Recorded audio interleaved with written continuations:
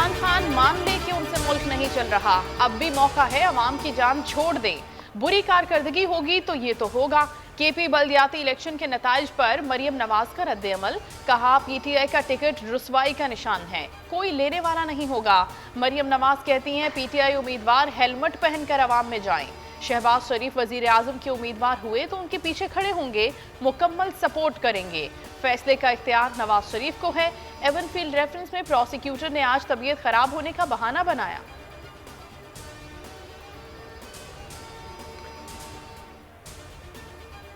KP के अवाम ने PTI को मुस्तरद कर दिया। वोटर्स ने कमर तोड़ महंगाई हुक्मरानी की तबाही पर गुस्से का इजहार किया।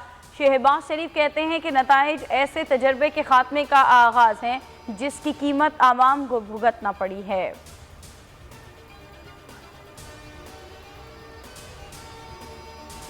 बल्दियाती इंतखाबात में शिकस्त की वजह गलत उम्मीदवारों का इंतखाब था। पहले मरहले में गलतियां की और कीमत चुका दी। वजीर आजम इमरान खान ने हार तस्लीम कर ली।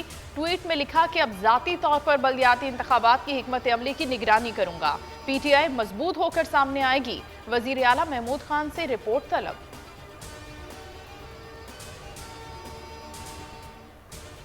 खैबर पख्तूनख्वा बल्दियाती इलेक्शन, जमीयत उलमा इस्लाम ने गिरफ्त मजबूत कर ली। 21 तहसीलों में तब्दीली का रुख मोड़ दिया। पेशावर और कोहाट के मेयर की कुर्सी भी हासिल कर ली। पीटीआई 14 तहसील चेयरमैन मुंतखब कराने में कामयाब हो गई। 10 आज़ाद उम्मीदवार भी सुरखरू हुए। एएनपी को 7 सीटें मिल गईं। वजीर आजम इमरान खान नाअहली केस की दरखास्त खारिज, 10 गई। इस्लामाबाद हाईकोर्ट ने दरखास्त वापस लेने की इस्तदा मंजूर कर ली।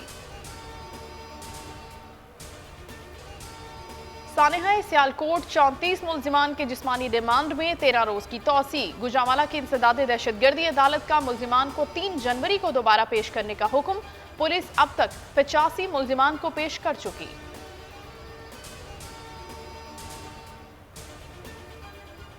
सानेहा साहिवाल में मुल्जिमान की बरियत के खिलाफ पंजाब हुकूमत की अपील। मुद्दई जलील को ट्रायल कोर्ट में झूठी गवाही देने पर नोटिस। लाहौर हाई कोर्ट के जस्टिस अब्दुल अजीज ने रिमार्क्स दिए, झूठी शहादत आपने और गंदगियां अदालत पर डालें। गवाह टीवी पर जो कहानी सुनाते थे हम देखकर रोते थे। गवाह वसीम ने कहा कि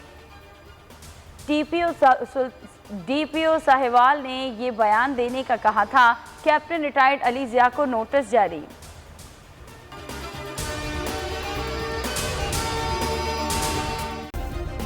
सब्सक्राइब करें और बेल दबाएं ताकि कोई खबर रह न जाए।